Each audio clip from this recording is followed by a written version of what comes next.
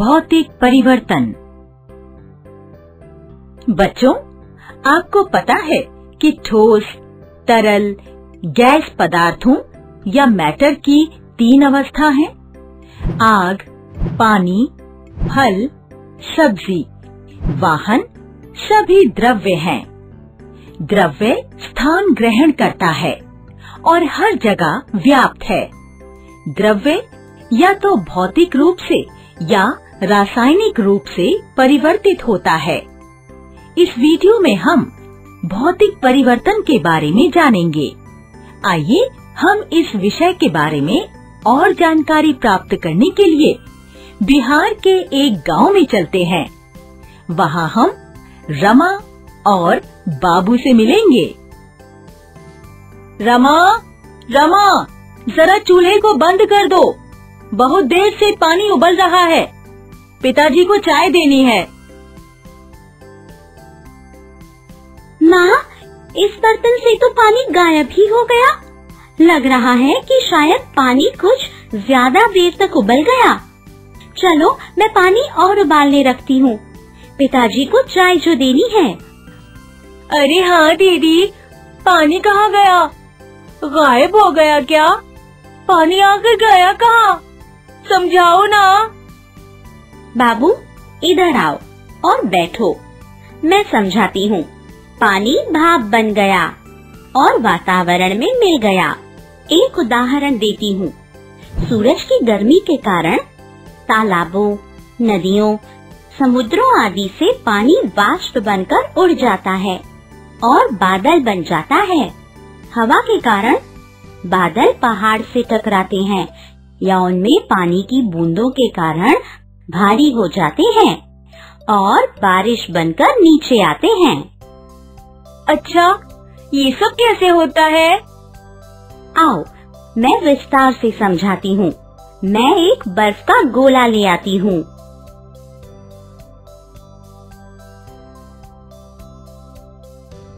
बच्चों, एक प्रयोग करते हैं। आप एक चॉक का टुकड़ा लें और इसे पाउडर बना लें। फिर पूरे पाउडर को इकट्ठा करें, थोड़ा पानी डालें और इसे चॉक के आकार में बेलकर सूखने दें। क्या आप पूरे चॉक के टुकड़े को वापस पा सकते हैं? दीदी, इस बर्फ के गोले से क्या करोगी? ये तो पिघल रहा है। ये तो अभी पानी बन जाएगा। हाँ, तुमने सही कहा। यह बर्फ पिघलकर पानी बन जाएगी। इसे भौतिक परिवर्तन कहते हैं। यदि तुम इसी पानी को फिर से जमाते हो तो यह बर्फ बन जाएगा। क्या इसका मतलब है कि ये परिवर्तन उल्टा हो सकता है? हाँ, तुम सही कह रहे हो। भौतिक परिवर्तन परिवर्ती है। जब कुछ समय पहले पानी पूरा उबल गया था, वह भाप बन गया। अगर हम उस बर्तन पर ढक्कन रख दें, पानी की बूंदें उस पर जम जाएंगी और वह भाप फिर से पानी बन जाएगा। ये दिलचस्प है। क्या ऐसे कुछ और भौतिक परिवर्तन हमारे दैनिक जीवन में देखने को मिलते हैं? हाँ, पता है, भौतिक परिवर्तन में कोई नया पदार्थ नहीं बनता है। बर्फ पिघलने पर पानी बनता है और पानी ठंडा होने पर बर्फ बन जाता है। क्या तुम ऐसे परिवर्तन का एक और उदाहरण दे सकते हो? मुझे सोचने दो। याद रखना कि भौतिक परिवर्तनों में किसी पदार्थ का रंग, आकार, पदार्थ की स्थिति बदल सकती है। हाँ, मुझे याद आया। जब हम आटे को गूंथते हैं और इसका गोला बनाते हैं, वह एक भौतिक परिवर्तन है। उस आटे के गोले से रोटी बेलते हैं, वो भी भौतिक परिवर्तन हुआ। सही कहा। बगैर सेकी हुई रोटी एक भौतिक परिवर्तन का उदाहरण है। अगर हमें रोटी की आवश्यकता नहीं है, तो हम बगैर सेकी हुई रोटी को फिर से आटा बना सकते हैं। थोड़ी सी पिसी हुई चीनी को पानी में घोलने से क्या होता है? वह घुल जाती है। ये भौतिक परिवर्तन होता है। इससे कुछ नया पदार्थ नहीं बनता है। अगर कागज फट जाता है और कई हिस्सों में बंट जाता है, परिवर्तन जरूर होता है, लेकिन द्रव्यमान में कोई बदलाव नहीं होता। यदि हम सभी फटे हुए कागजों के टुकड़ों को जोड़ेंगे, तो उनका द्रव्यमान मूल कागज के समान होगा। काफी मिश्रण भौतिक परिवर्तन के उदाहरण हैं। जैसे पानी में नमक मिलाने से वह एक मिश्रण बनता है और वह ठंडा होने पर नमक और पानी अलग अलग हो जाता है। अरे वाह, तुम्हें तो जल्दी समझ आ गया। भौतिक परिवर्तन ज्यादातर अस्थायी होते हैं। ऐसे हम कई भौतिक परिवर्तनों को हर दिन देखते हैं। दीदी, एक मजेदार बात बताऊं? जब मेरे बाल बढ़ जाते हैं, तब मैं नाई के पास जाकर बाल कटवाता हूँ। यह भी भौतिक परिवर्तन है। मेरे बाल छोटे हो जाते हैं और समय के साथ बाल वापस बढ़ जाते हैं। सही कहा। चलो अब खेलने चलते हैं। बच्चों, आज हमने भौतिक परिवर्तन के बारे में ज्ञान प्राप्त किया। लकड़ी काटना, लाल और हरे रंग के पत्थर मिलाना, बर्फ का निर्माण, एक सेब काटना, पानी और रेत मिलाना, नमक और चीनी मिलाना इत्यादि भौतिक परिवर्तन के कई उदाहरण हैं। हम अगले वीडियो में रासायनिक परिवर्तन के बारे में जानेंगे। फिर मिलेंगे। रासायनिक परिवर्तन। इस वीडियो का उद्देश्य है क. समझना है कि रासायनिक परिवर्तन क्या है। ख. रासायनिक परिवर्तन से संबंधित उदाहरण को समझना है।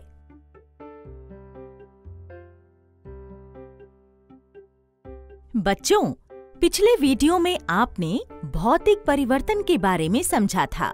भौतिक परिवर्तन में कोई नया पदार्थ नहीं बनता है। जैसे हम दिन प्रतिदिन भौतिक परिवर्तन देखते हैं, वैसे ही हम रासायनिक परिवर्तन को भी देखते हैं। आइए हम रमा और बाबू के पास फिर चलते हैं और रासायनिक परिवर्तन के बारे में सीखते हैं। माँ, मुझे बहुत भूख लगी है, मुझे जल्दी से रोटी दो। हाँ हाँ, तुम हाथ धो लो, मैं रोटी बनाकर देती हूँ। रमा, तुम भी आओ और खा लो। आई माँ। दीदी, कल आप बोल रही थी कि बिना सिकी हुई रोटी को फिर से आटा बना सकते हैं और इसलिए ये एक भौतिक परिवर्तन है। अभी तो माँ रोटी को सेक रही है, ये तो खाने लायक हो गई है। ये मुझे भौतिक परिवर्तन नहीं लग रहा है। अभी देखो, यह रोटी पक गई है। क्या हम फिर से इसे आटे में बदल सकते हैं? नहीं दीदी, अभी तो हम इसे सिर्फ खा सकते हैं। सही कहा। कुछ परिवर्तन ऐसे होते हैं जिन्हें हम बदल नहीं सकते हैं। ये परिवर्तन स्थायी है। ऐसे परिवर्तनों को हम रासायनिक परिवर्तन कहते हैं। रोटी पकाना एक रासायनिक परिवर्तन है, क्योंकि रोटी पकाने के बाद कोई इसे उलट नहीं सकता है। इसका मतलब है कि आटा रोटी बन गया। हाँ, रासायनिक परिवर्तन में नई चीज बनती है। जब हम भोजन करते हैं तो पेट भोजन को पचाता है और भोजन को छोटे और सरल पदार्थों में विभाजित करता है। तब ऊर्जा का उत्पादन होता है। इसलिए तुमने जो रोटी खाई है वह पूरी तरह से दूसरे पदार्थ में बदल गई है। यह रासायनिक परिवर्तन की विशेषता है। रासायनिक परिवर्तन के अंत में एक नया पदार्थ बनता है। क्या आप बता सकते हैं, अगर प्रकाश संश्लेषण एक रासायनिक परिवर्तन है? अगर आपका उत्तर हाँ है, तो इसका क्या कारण है? बाबू, क्या तुम और उदाहरण सोच सकते हो? दीदी हाँ, ये जो जमाया गया दही है वह भी रासायनिक परिवर्तन का परिणाम है। दही दूध से जो बनती है। बहुत सही कहा। पता है, रासायनिक परिवर्तन में द्रव्यमान बदलता है। तुमने अपना खाना खा लिया हो तो इधर आओ। इस मोमबत्ती को अभी हम माचिस की तीली से जलाएंगे। अभी तुम क्या देख रहे हो? दीदी, मैं देख रहा हूँ कि बड़ी मोमबत्ती जल्दी से छोटी होती जा रही है। यह तो जलकर छोटा हो गया और थोड़ा कार्बन डाइऑक्साइड और थोड़ा भाप में भी परिवर्तित हो गया। ये दोनों हवा में चले गए हैं। माचिस से कोयला, लकड़ी इत्यादि को जला सकते हैं और ये सब रासायनिक परिवर्तन है। क्या मैंने सही कहा दीदी? अचरज की बात है कि बहुत कम ऊर्जा वाली छोटी माचिस की तीली जब लकड़ी या कोयला को जलाती है तब बहुत अधिक ऊष्मा और प्रकाश ऊर्जा निकलती है। दीदी, मुझे याद आ गया, अब दीपावली आ रही है और जो पटाखे हमने खरीदे हैं वह जलेंगे तो ये रासायनिक परिवर्तन होगा। वाह, पटाखे जलाने को रासायनिक परिवर्तन के रूप में वर्गीकृत किया गया है, क्योंकि पटाखे जलने के बाद गर्मी, ध्वनि और प्रकाश जैसे नए उत्पाद बनते हैं। यह परिवर्तन अपरिवर्तनीय और स्थायी भी हैं। रासायनिक परिवर्तन काफी खतरनाक लग रहे हैं। पता है बाबू, कुछ रासायनिक परिवर्तन बहुत उपयोगी होते हैं। जैसे कई तत्वों को मिलाकर रासायनिक परिवर्तन के फलस्वरूप दवाई, साबुन इत्यादि बनते हैं, जो मनुष्यों के लिए काफी लाभदायक हैं। अच्छा दीदी, फिर रासायनिक परिवर्तन के दुष्प्रभाव क्या है? खाने की चीज जब रासायनिक परिवर्तन के कारण खराब होती है, वह एक अनचाहा परिवर्तन होता है। इसकी वजह से खाने के पोषक तत्व नष्ट होते हैं और खाना खाने योग्य नहीं रहता। जलना, विस्फोट होना, खाना खराब होना, रंग बदलना और गंध आना, ये सब रासायनिक परिवर्तन के अवांछित पहलू हैं। दीदी, आपने मुझे इतनी अच्छी तरह से समझाया है, ये जानकारी मेरे गृह कार्य में बहुत मदद करेगी। बच्चों, जैसा कि आपने देखा, रासायनिक परिवर्तन अपरिवर्तनीय हैं। कुछ मानव जाति के लिए फायदेमंद हैं और कुछ हानिकारक हैं। हमने आज विभिन्न रासायनिक परिवर्तनों के बारे में सीखा है। अगले वीडियो में हम जंग लगने और क्रिस्टलीकरण के बारे में जानेंगे। फिर मिलेंगे। द्रव्य परिवर्तन। इस वीडियो के उद्देश्य हैं: क. समझना है कि क्रिस्टलीकरण की प्रक्रिया क्या है। ख. समझना है कि लोहे में जंग लगने की प्रक्रिया क्या है। बच्चों, आपने पिछले वीडियो में रासायनिक परिवर्तन और उससे संबंधित कई उदाहरण देखे थे। रासायनिक परिवर्तन स्थायी होते हैं और भौतिक परिवर्तन अस्थायी होते हैं। इस वीडियो में क्रिस्टलीकरण और लोहे में जंग लगने की प्रक्रिया के बारे में जानेंगे। आइए हम फिर रमा और बाबू के पास चलते हैं और इन दो प्रक्रियाओं के बारे में जानते हैं।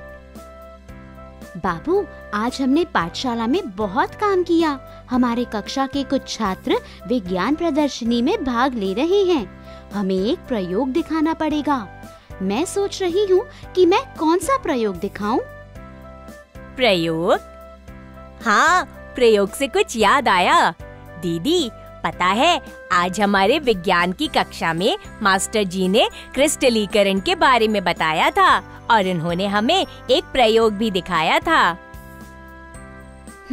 मैंने भी तुम्हें दो तरह के परिवर्तनों के बारे में बताया था। हाँ दीदी, मुझे पता है कि क्रिस्टलीकरण एक भौतिक परिवर्तन है। आज मास्टर जी ने समझाया था। बाबू, कौन सा प्रयोग किया था मास्टर जी ने? आज मास्टर जी ने नमक को उबलते पानी में अच्छी तरह से मिलाकर उसे एक बर्तन में ठंडा किया और फिर उन्होंने एक लकड़ी से धागा बांधकर उसे बर्तन में रखा और फिर उन्होंने कहा कि 2-3 दिनों में उस धागे पर नमक के बड़े क्रिस्टल जम जाएंगे। क्या तुम्हें पता है क्रिस्टलीकरण क्यों उपयोगी है और यह भौतिक परिवर्तन क्यों है? दीदी, मास्टर जी ने समझाया कि प्राकृतिक या कृत्रिम विधि से ठोस क्रिस्टल बनाने की क्रिया को क्रिस्टलीकरण कहते हैं। क्रिस्टलीकरण एक ऐसी तकनीक है जिसमें एक रसायन तरल से ठोस अवस्था में पहुंच जाता है। इस तकनीक से निकली ठोस वस्तु की क्रिस्टलीय संरचना होती है। क्रिस्टलीकरण का उपयोग ठोस वस्तुओं को शुद्ध करने के लिए किया जाता है। और हाँ, ये भौतिक परिवर्तन इसलिए है क्योंकि पदार्थ आसानी से अपने मूल रूप में आ सकता है। सही कहा।